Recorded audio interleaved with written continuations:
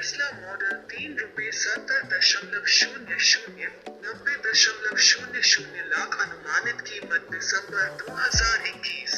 अस्थायी संभावित launch Tesla model 3 सारांश बाजार परिचय। टेस्ला मॉडल 3 को भारत में 2022 की शुरुआत में पेश किए जाने की संभावना है। इंजन और विशिष्टता। वैश्विक स्तर पर टेस्ला मॉडल 3 4 बैटरी विकल्पों द्वारा संचालित है, जिसमें और शामिल है।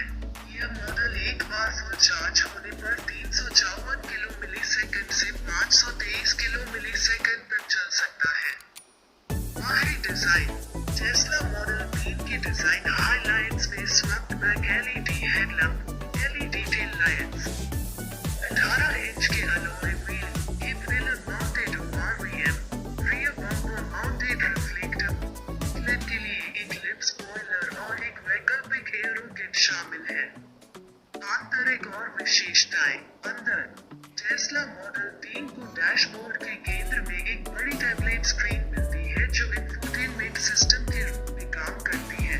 इंस्ट्रूमेंट कंसोल के रूप में दोगुनी हो जाती है और कार से संबंधित सभी कार्यों के लिए एक्सेस भी देती है।